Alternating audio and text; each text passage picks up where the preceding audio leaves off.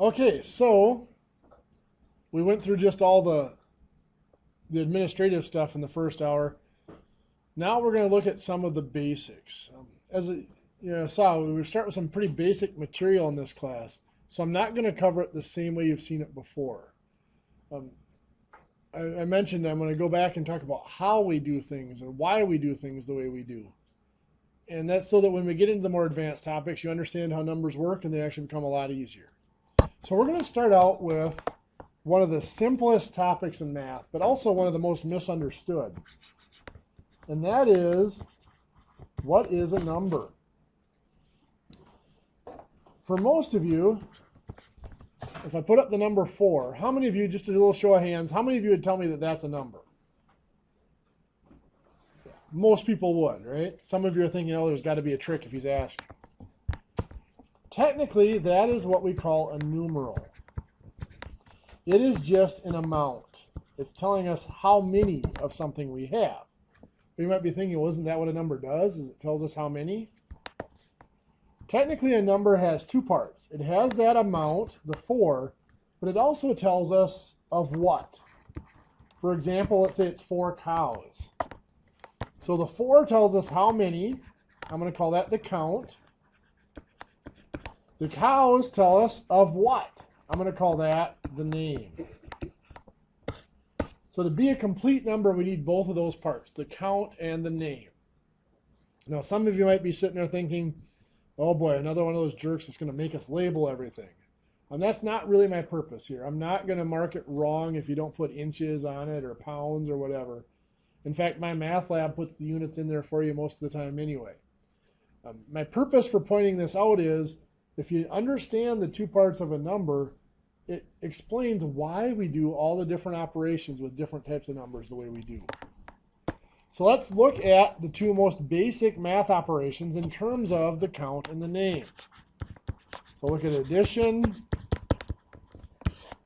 and multiplication. Some of you might be thinking, where did subtraction and division go? Well, subtraction is really part of addition.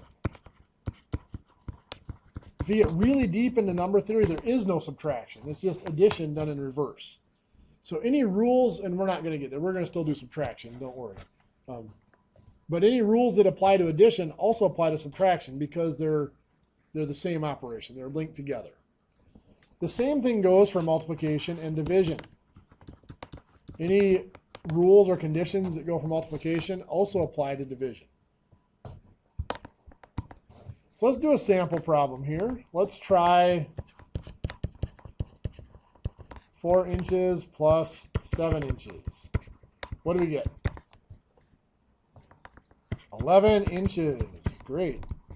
That's enough for the night, right? Let's take a look at what happened. Let's look at our counts. We had 4 and the 7. What happened to them? Well, they combined to make the 11. We added them together. We're combining our numbers with addition, so we added the counts. We combined the counts. Well, let's look at our names. We had inches, and it just stayed inches. When we add numbers, we keep the same name.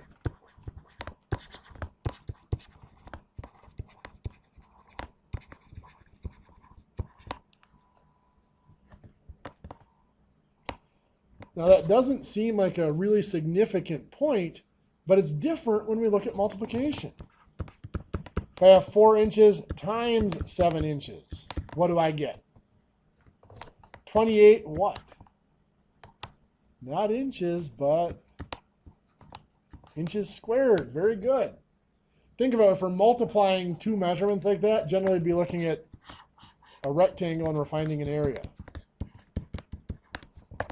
So if we look at what happened there with our counts, we had 4 and 7 still.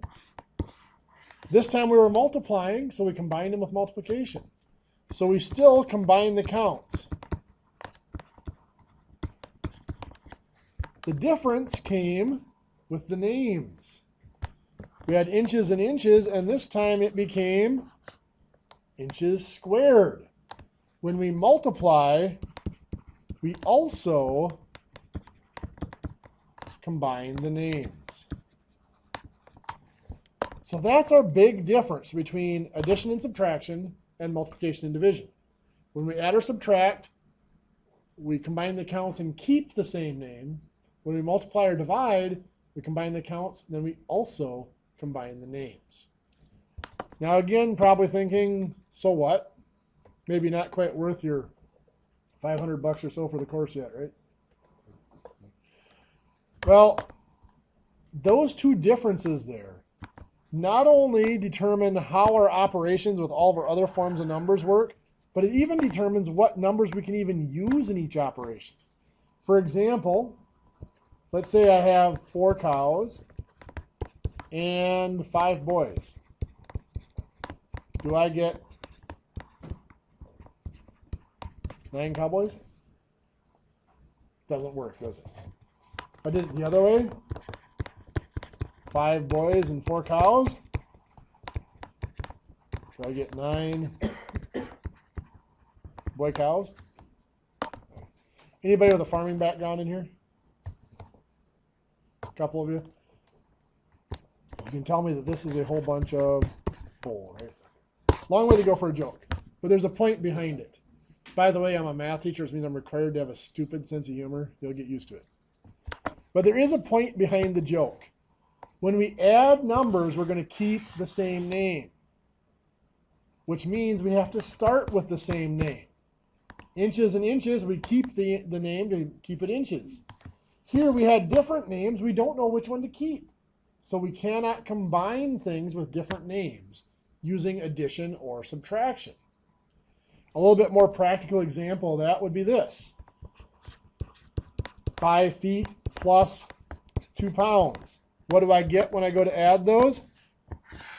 I get 5 feet and 2 pounds. They have different names. I cannot add those. Cannot subtract them either.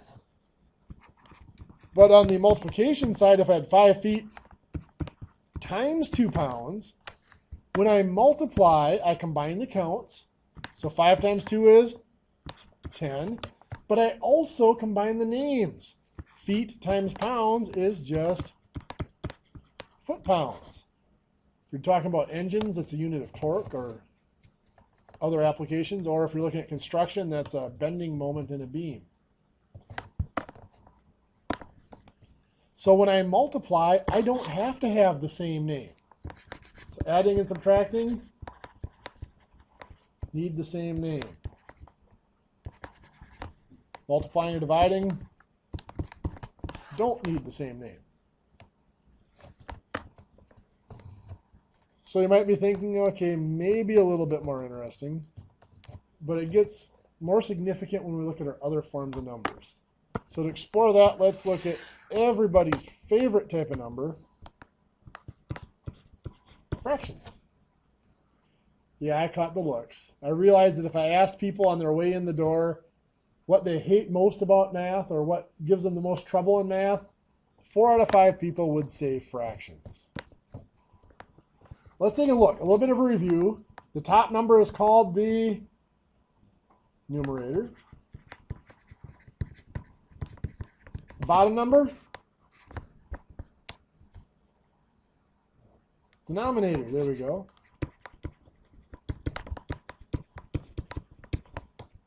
I paused a little bit there, which reminds me I should mention, I am a horrible speller. I mean, I sometimes get halfway through a word and I forget how to spell the rest of it. I also understand that my handwriting leaves something to be desired at times, especially late in the day like this when I'm getting tired. If anything ever appears up there that you can't read, I promise you it was intended to be in English. I probably just either butchered the spelling or my handwriting is way off. Please don't be afraid to ask me what something says. I will not get offended, I swear. So let's take a look. Numerator and denominator. What does a numerator mean? Well, every 10 years, our government does a census where they send out people to numerate the population. What are they doing? They're counting. Denominator, we have different denominations of money, different denominations of organizations To denominate means to classify or to give a name. So our numerator and denominator are nothing more than a count and a name.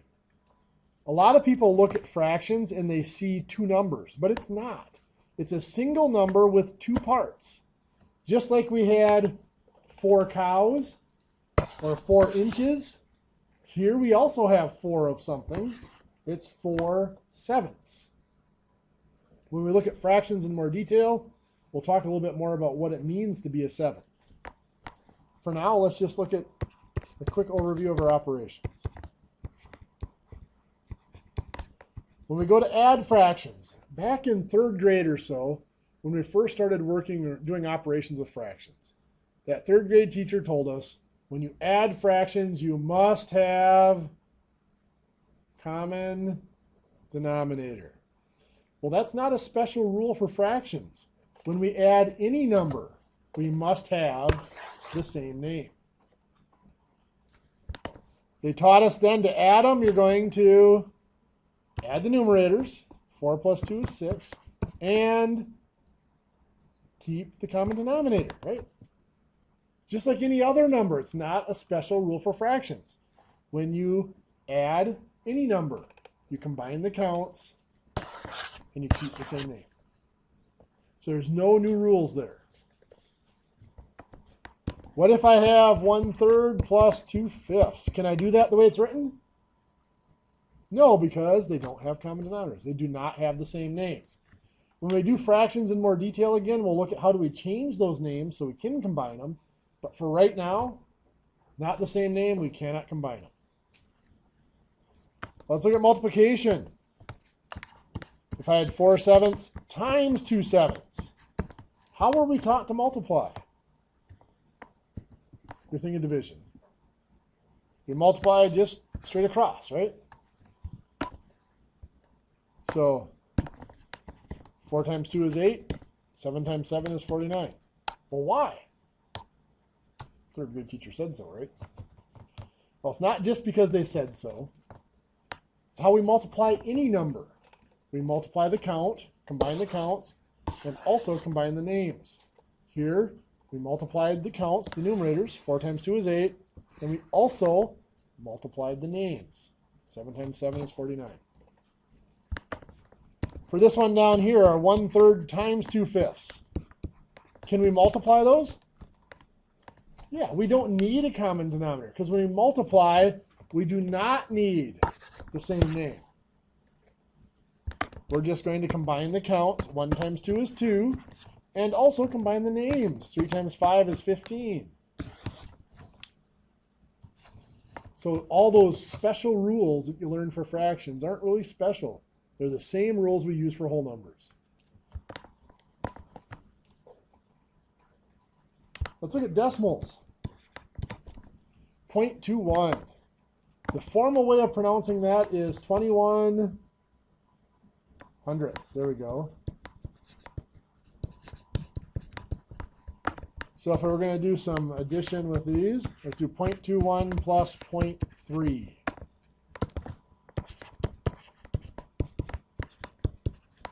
Is that going to work the way I have it set up there? Why not? You got to line up the decimals like this. Why? Same 3rd grade teacher, right? They said so. Well, if we look at this, this was 21 hundredths. This is 3 tenths. They have different names. Fortunately, I can just put a 0 there, and now that is 30 hundredths. Now they have the same name. If that 0 is there, the decimal points automatically line up. Lining up the decimal points is nothing more than making sure they have the same name. If we add those, 21 and 30 make 51. Where's my decimal point go?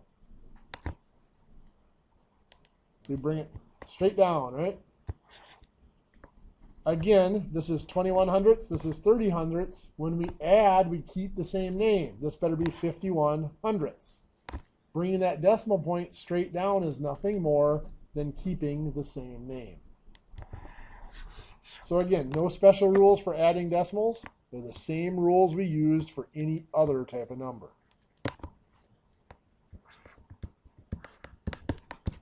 If we multiply, do I need to line up my decimal points?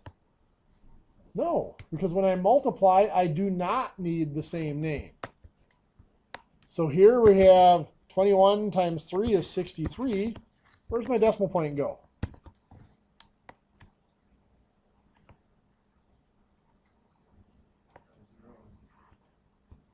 There it is. Add a 0 and put the decimal point in front of it. Why? Okay, we were taught you count in the problem. There's 1, 2, 3 total decimal places. So in the answer, we put in 1, 2, 3 total decimal places in our answer. Why? That third grade teacher again, right? We put a lot of faith in them, didn't we? Well, this is 21 hundredths. This is 3 tenths.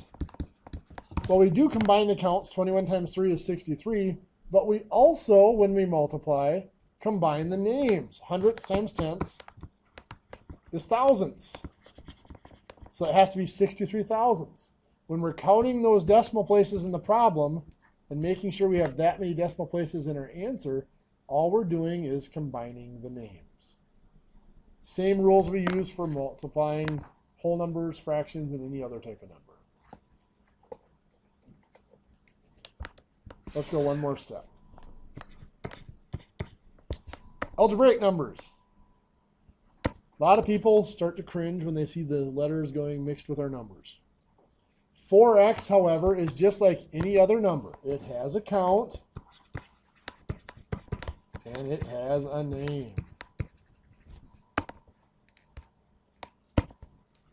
Just like 4 cows, 4 inches, 4 sevenths. The difference is we know what an inch or a cow is. We don't know what an x is. But it doesn't matter. It still behaves exactly the same way. If we have 4x plus 11x, what do we get?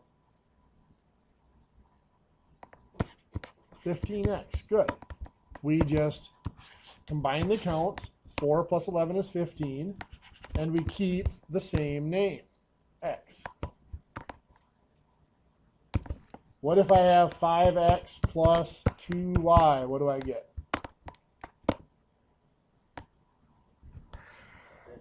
I get 5x plus 2y, yes. Just like up here, 5 feet plus 2 pounds stayed 5 feet and 2 pounds. We can't add those because they have different names. Same down here. We cannot add those because they have different names.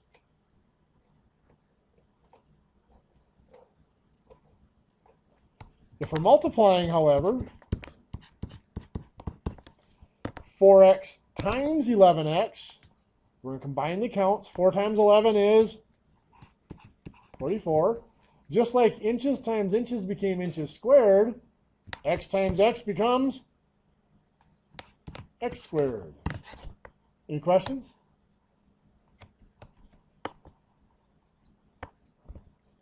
So let's look at our 5x times 2y. Can I combine those? Sure can. When we multiply, we combine the counts. 5 times 2 is 10. And just like feet times pounds became foot pounds, x times y becomes xy. Again, no different from whole numbers or fractions or decimals.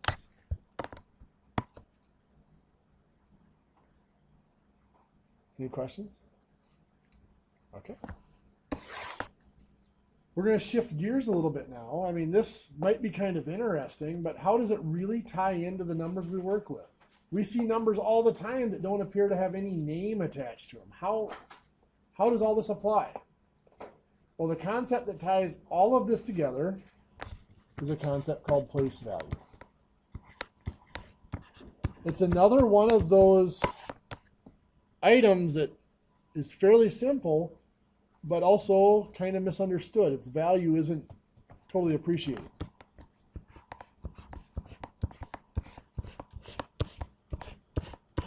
We'll do this quick because I know most of you, well, all of you have seen this before. Our last place value here at the end of the number is called the ones, right? What's next? Tens and hundreds. And that's actually our only three place values. They're repeated over and over again. Ones, tens, and hundreds. Ones, tens, hundreds, and so on. Now this up here is called our base group. This is the thousands group. This is the millions group.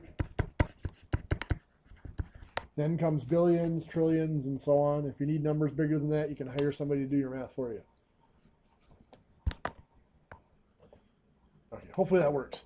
So anyway, when we name a place value, we name its place value and its group.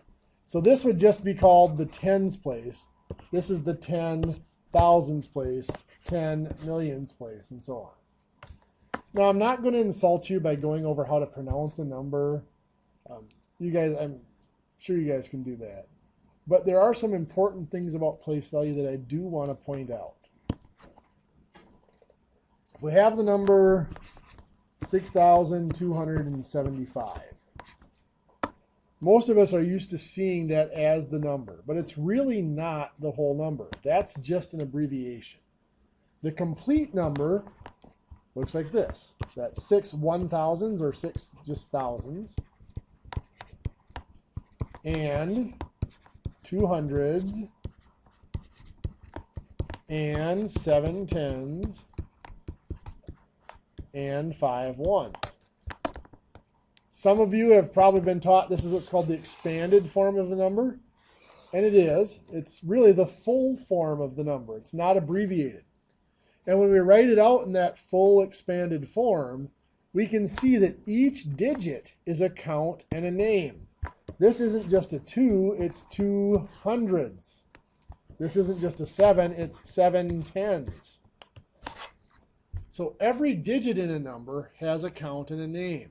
So when we look at our basic operations here in a couple of minutes, that's going to tell us why we do our basic operations the way we do.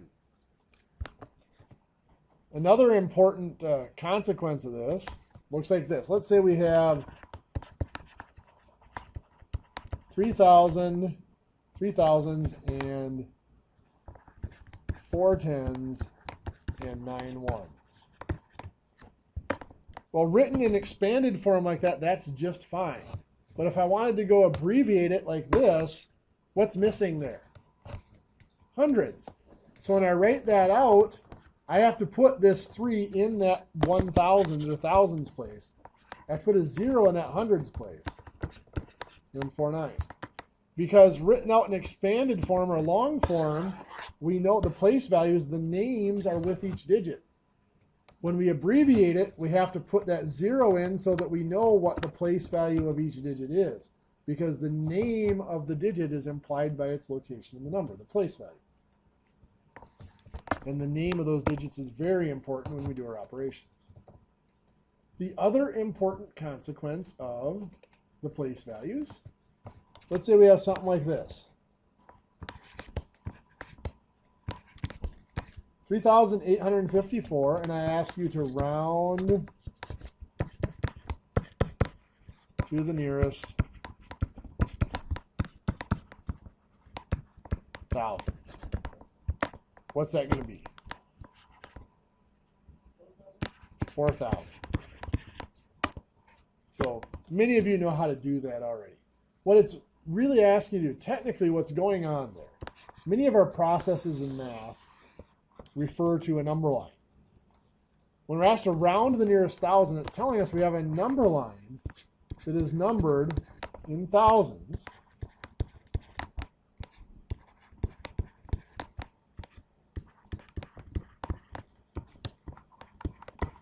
And it's saying if we put this number on the number line, 3,854 is somewhere in here, which 1,000 is it physically nearest to? Well, it's nearest to the 4,000.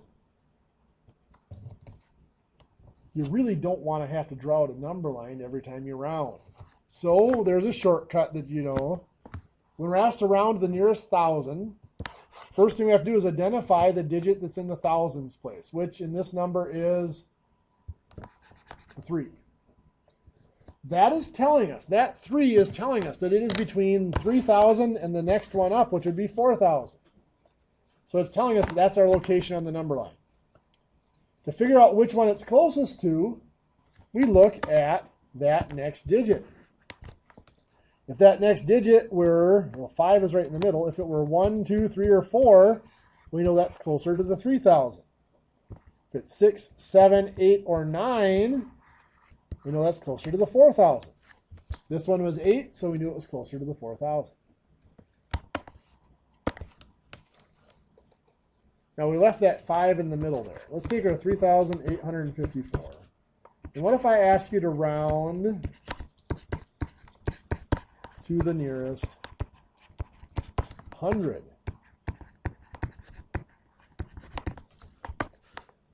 Well, let's use our shortcut first. We find the hundreds digit, which is 8. We look at the next digit. Of course, that 8 tells us we're between 3,800 and 3,900, right? Look at the next digit. That's a 5, which is right in the middle. What do we do? We've always been taught 5s round up. It's going to be 3,900.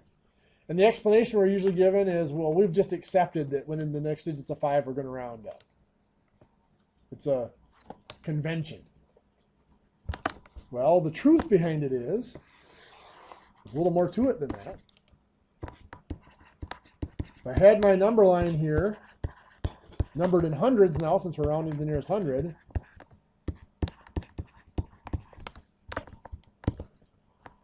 the center of this would be a 5, but that's really 3,850, isn't it? Is exactly in the center. That's 3,854. The reason we always round up when we see a 5 in that next place is anything that comes after that puts us past the halfway point. We are closer to the 3,900. The only time it's really an issue is if it were exactly 3,840. Then it is exactly in the middle, isn't it? Well, our convention there then it is we just still round it up.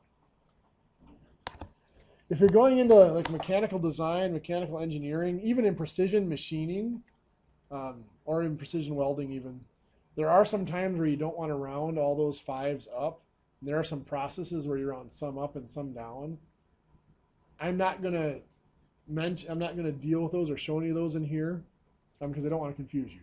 In this class, if that next digit's a 5, it always rounds up. But if it's something you're curious about, let me know and I'll show you. Okay, enough about rounding. While we're here, actually, something else that's interesting about the number line. If you've probably all seen these, fill in the blank with the appropriate symbol. What symbol would go on that blank? A, B, or C? B. Perfect. So less than. 3 is less than 7, or 3 is smaller than 7. Now there's all sorts of gimmicks we've been taught to remember it. The big one is the alligator eats the bigger number. Right? What's really happening there, what that really means is this. It's going back to that number line again.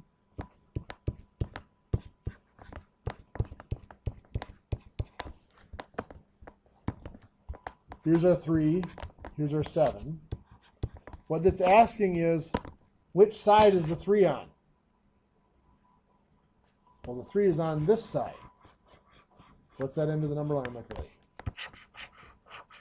So that's where that less than symbol came from, is it's the arrowhead from that end of the number line.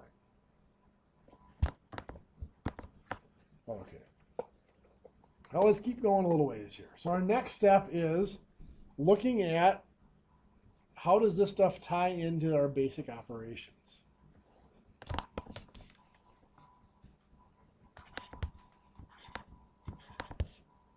Let's take something like 326 plus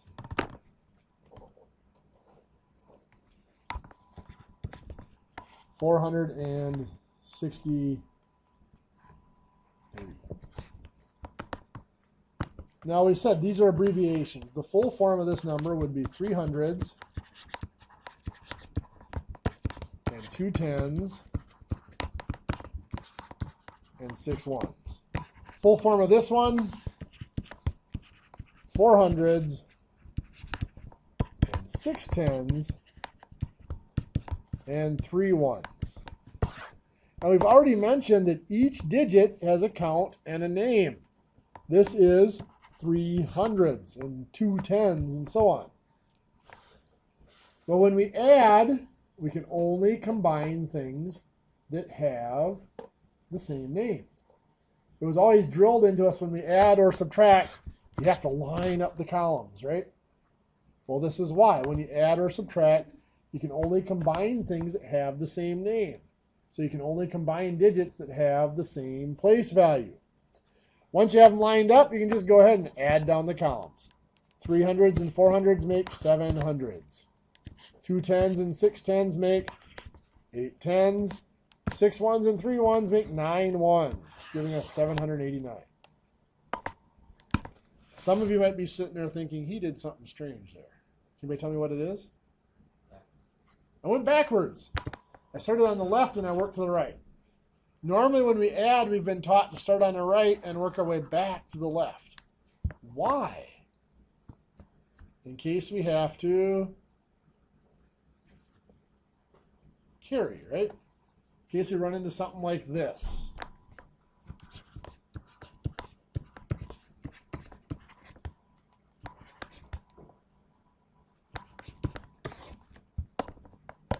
$274 plus 397. We start on the right and we work our way back to the left.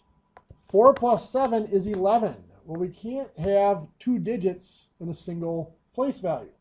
So we're going to keep this last one and we're going to carry that first one. Now that 1 combines with the 7 to make 8. 8 and 9 make 17. So similar thing, we're going to keep the 7 there and we're going to carry the 1. 1 combines with the 2 to make 3. 3 and 3 make 6. So 671. Believe it or not, carrying is a relatively new process, like 150 years old. No, I don't remember when we didn't carry. You don't have to write this down because I'm never going to make you do it this way. But I just want to show you there are different ways to add numbers. Before the process of carrying was developed, one of the ways this could have been done was like this. 2 plus 3 is 5. 7 plus 9 is 16, so 6. I'm going to drop the 1. Oops, there should have been a 7 there, sorry. 4 plus 7 is 11, so 1, drop the 1. 5 and 1 is 6. 6 and 1 is 7, and 1. I get the same answer. This way is a little bit longer. This is a little bit shorter. But it's the same process, just a different route of going about it. Like I said, I'm not showing you that to try to change the way you add numbers. I just want you to know we're so stuck on there's only one right way to do math. Well, there's only one right answer to any math question. But there's often several different correct ways that you can get to that answer. If you have a different way of doing a problem, that's usually fine. If you're not sure about it, come and ask me and I'll look it over and I'll let you know if that works every time. I could actually show you 4 or 5 different ways of adding whole numbers that'll work every time. I'm not going to do it because I don't want to confuse you, but it's very possible. Now, I'm a realist, and I realize that you guys are allowed to use your calculators, and you're probably going to. So before you punch this in the calculator, I would hope that you would at least go through a little bit of a thought process like this. 274 is really close to not 200, but closer to 300. 397 is closer to 400. 3 and 4 make 7, so I'm expecting an answer around 700. If I punch that in the calculator and I get 671, I know that's a reasonable answer. It doesn't guarantee it's right, but it does tell me that it's not ridiculous. I have these kind of fat fingers. It's not uncommon for me to go to push buttons on my calculator and have something like this happen. 274 plus 397. What happened there? When I typed in 397, the 9 didn't register, did it? From my estimate of 700, I know that 311 is not a reasonable answer. If I didn't do that estimate first, if I wasn't thinking about the estimate at least, I get 311 and I write it down and I go on my way and I have problems later because it's wrong. We get in such a rut with the calculator, we punch it in, we write down the answer, we go. Take a little bit of time to think about what your answer is supposed to be, where you expect it to be, so you catch those. The other thing that I sometimes have happen, or it can go wrong here, 274 plus 397. What happened there? I hit an extra key somewhere. When I hit the 9, I accidentally hit the 8 too. If I did my estimate, I know 4,261 is not a reasonable answer, so I catch that.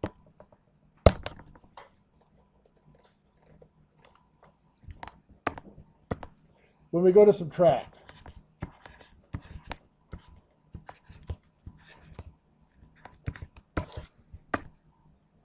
I could write this out in that long form, but you guys get the point now that when we add or subtract, you can only combine things with the same name, which means right down to the place value. That's why we line up our columns. So once our columns are lined up, we can subtract right down those columns. 5 minus 3 is 2. 8 minus 2, 6. And 6 minus 4 is 2. 262. Well, I did it again. What did I do? Went backwards. I went left to right.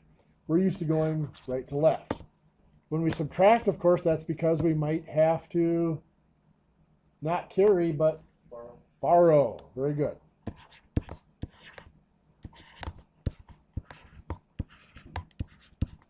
We can run into a problem like this, where we start on the right, work our way back to the left. 6 minus 7 can't be done, so what do? We borrow from the 2. That's a 1, and this is now a 16. 16 minus 7? 9. 1 minus 8? Can't be done, so borrow from the 7. This is a 6. This is now 11. Now, most of you are probably just taught put the 1 in front of it and keep going. That's fine, too. I'm just doing a little bit of the old way of crossing it out and writing the whole number above. So now 11 minus 8 is 3, and 6 minus 2 is 4. 439. Well, just like carrying, the process of borrowing is a relatively new process. You don't have to write this down again, just like before. I just want to show you a different way. Before the borrowing was developed, one of the ways this could have been done was this. 7 minus 2 is 5. 2 minus 8 can't be done, so we're going to take from the 5. That'll be a 4. This is now a 12. 12 minus 8 is 4. 6 minus 7 can't be done. We'll take from the 4. It's a 3. This is a 16. 16 minus 7 is 9. Really, when we're borrowing, we're not borrowing from this top digit. We're borrowing from the solution at the bottom of that column. You can see I got to the same number, a little bit longer this way, but again, my point is when there is no single right process, there's often several different processes. And realistically, just like before, I realize the calculator exists. So at the very least, I'd want you to look at this and say, okay, that's about 700. It's about 300. I'm expecting an answer really close to what? 400. So 439 seems reasonable. When we multiply,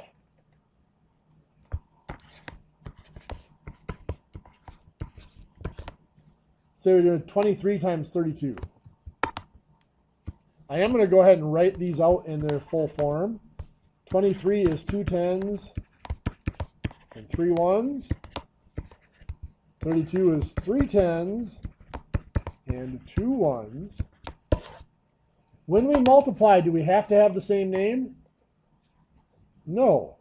So that means this 2 10s here not only can combine with these 3 10s, but it can also combine with the 2 1s. In fact, every digit in the top number can combine with every digit in the bottom number. And that's all long multiplication is an organized way of making sure every digit in that top number gets combined with every digit in that bottom number. We have to pick a digit to start with. Normally, in the US at least, we pick the last digit of the bottom number. In other countries, they pick a different digit to start with. And it's, again, just like addition and subtraction, there's more than one way to go about it. So we start with our 2 ones, and we're going to combine it with the last digit of the top number first. 3 ones. Now, just like always, we combine the counts. 2 times 3 is 6, and then we also combine the names. 1s times 1s is 1s. 2 1s times 2 10s. Well, we combine the counts. 2 times 2 is 4. 1s times 10s is 10s. Anything times 1 is itself. Right? So now we've combined that 2 1s with every digit of the top number. So now we can move over to the 3 10s. What were we taught to do down here before we move over? Put in a 0 down here or leave a blank space, one of the two. The reason for that is going to become apparent right about now. So now we start with the 3 10s. We multiply the 3 1s. Combining the counts, 3 times 3 is 9, but it's 10s times 1s, which is 10s. Putting in that 0 is just keeping our 10s lined up, keeping our 10s together, our like place values. Then we have 3 10s times 2 10s. 3 times 2 is 6. 10s times 10s,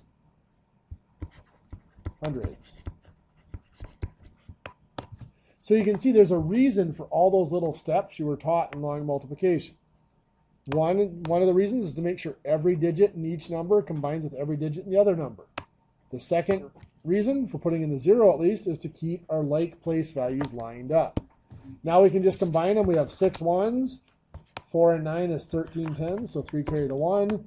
1 and 6 is 7, so 736. Again, I'm a realist. I realize the calculator exists. It will get used. So I'd at least expect you to look at this and say that's about 20. It's about 30.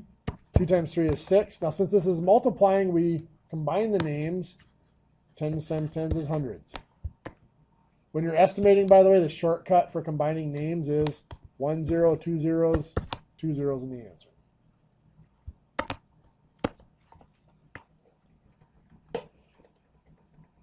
Before we look at division, I want to take just a little step back at a little definition of multiplication. And look at just dealing with the amounts here for a second. 5 times 3. Back in about first grade when you started doing that, before you had memorized your multiplication facts and you just knew that 5 times 3 was 15, how were you taught to figure that out? Yeah, 5 plus 5 plus 5. 3 5s added together. Multiplication is defined as repeated addition. Now we said earlier that multiplication and division were the same operation. One's going forward, the other's going reverse. So if multiplication is repeated addition, division should be repeated subtraction. 24 divided by 8 is asking how many times can I subtract 8 from 24? If I subtract it once, I get 16. Subtract it a second time, I get 8. Subtract it a third time, I get 0. 24 divided by 8 is 3 because I can subtract 8 from 24 3 times. That even defines our remainders. Let's say I have, let's see here, 32 divided by 7. I'm going to take 32, I'm going to subtract 7 once, gives me 25. Subtracting 7 a second time is, not everybody at once, plenty of time for everybody to jump in, 18, right? Subtracting it a third time is 11. Subtracting it a fourth time gives me 4. Can I subtract it again? No. 32 divided by 7 is 4 with a remainder of 4. because I can subtract 7 from 32 4 times, and there's going to be 4 left over. This is where your calculator is not terribly helpful, because if you punch that in your calculator, 32 divided by 7 is going to give you something like 4.5714286 approximately. Doesn't help you out with the remainder. So anyway, now let's look at long division.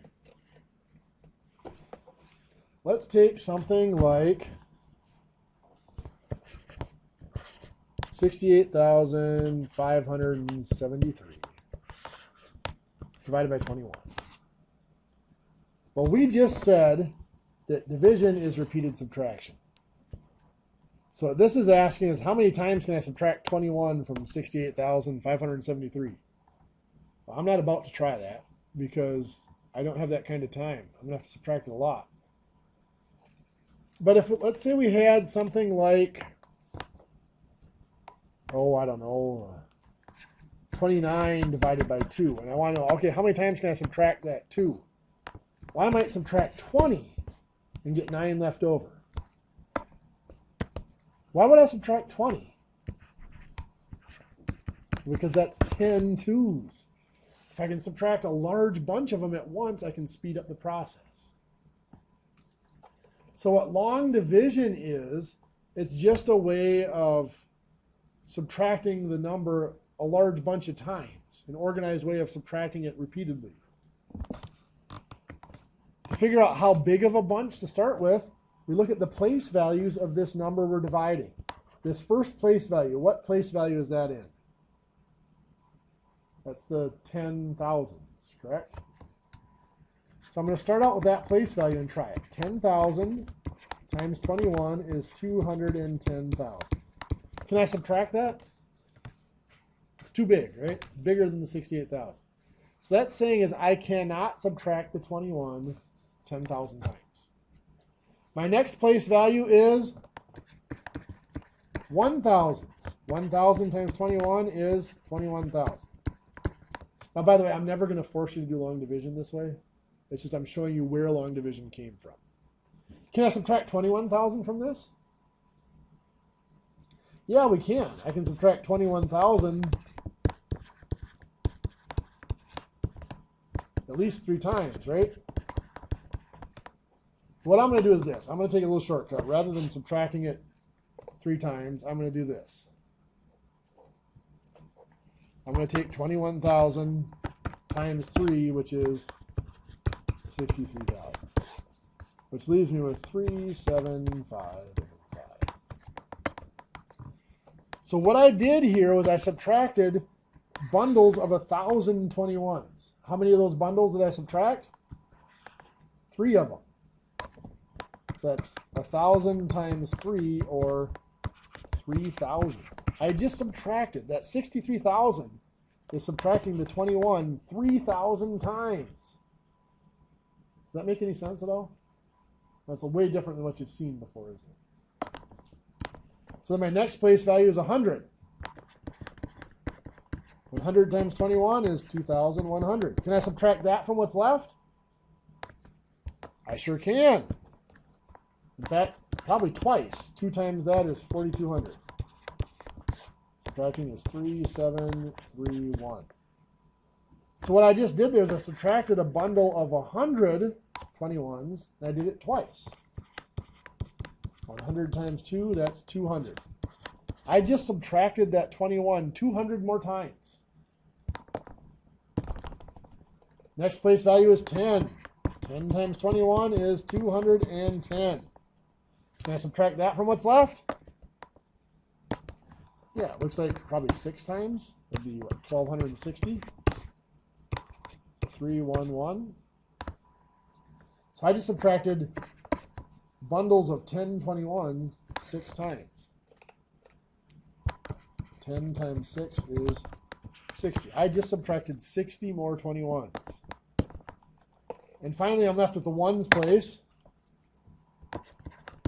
1 times 21 is just 21. That goes in there 5 times, 105. We're left with 8.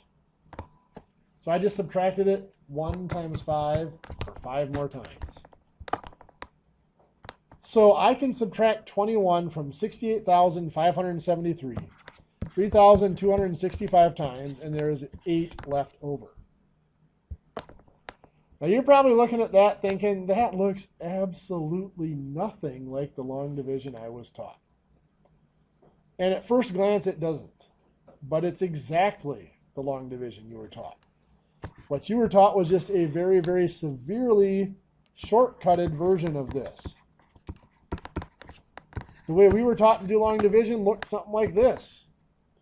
Start with the 21. Does it go into the 6? No, so we leave this blank above the 6. That's exactly what I did over here. I tried the 10,000. That's the place the 6 is in. Couldn't subtract the 21 times 10,000. So I left that blank and I moved on to the next one, the thousands place. So then we move on to the next one. The thousands place is the 8. We got 68 now. Does 21 go into 68? Sure. 3 times. 3 times 21 is 63. Now if we look closely here, that's exactly what we did here. We just left out the zeros.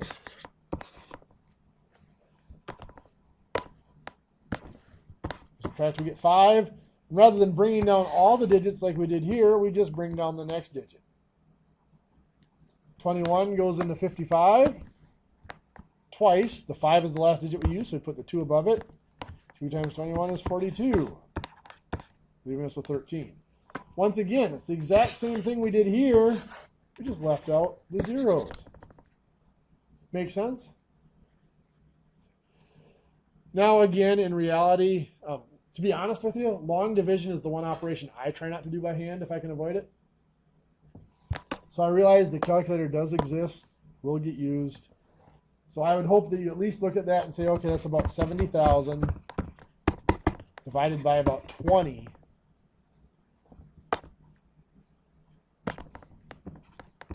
When you multiply, you combine the zeros. When you divide, you cancel out zeros. So I cancel out the zeros. Now 7 doesn't divide by 2 evenly, does it? But it's somewhere between 3 and 4. So I'm expecting an answer between 3,000 and 4,000 is what that's saying. Make sense? Okay. Now the estimates, one thing I'll note, the estimates I did here, that's my way of estimating. You don't have to estimate. I mean, each of you is going to come up with a way of estimating, or hopefully will come up with a way of estimating that works well for you. I mean, that's the thing about estimating. It has to be quick and it has to work for you. If it's taking you a long time trying to figure out how to estimate it, you're just not going to do it. You're going to punch it in the calculator and hope that answer is correct.